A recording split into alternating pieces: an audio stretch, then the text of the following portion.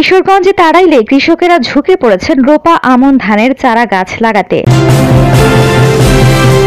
ST Bangla TV, দেশের কল্যাণে অঙ্গীকারবদ্ধ।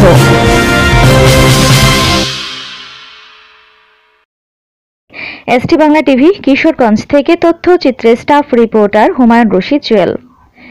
কিশোরগঞ্জের বিভিন্ন উপজেলার রোপা আমন মৌসুমী ধানের জমিতে চারা গাছ রোপণে ঝুঁকে পড়ছেন কৃষকরা। সরেজমিনে গিয়ে জানা যায়, বৃষ্টি নির্ভর রোপা আমন এলাকা জমিতে ধানের চারা গাছ লাগাতে বৃষ্টি না থাকার কারণে সেচ দিয়ে জমি চাষাবাদ করা হচ্ছে।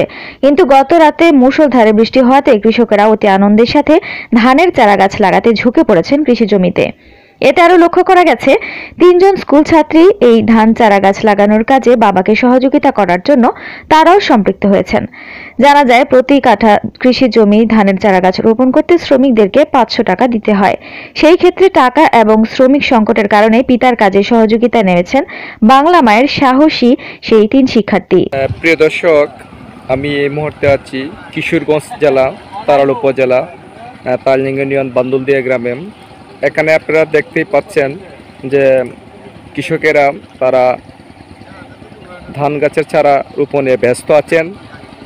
বাংলাদেশ কৃষি প্রধান দেশ, এখানে 80% লোকই কৃষি জীবিকার উপর তাদের জীবিকা নির্বাহ করতে হয়। সেই ক্ষেত্রে তারা গতকালকে প্রচুর বৃষ্টি হওয়াতে জমিতে পানি আসাতে তারা এখন ধানের চারা গাছ লাগাতে সুবিধা হচ্ছে। আপনারা দেখতেই পাচ্ছেন যে কৃষকরা এখন ধানের চারা রোপণের কাজে ব্যস্ত আছেন। তারা খুব গতকালকে বৃষ্টি হওয়াতে অত্যন্ত আনন্দের সাথেই তারা এই ধানের চারা গাছ রোপণ করছেন। ইতিমধ্যে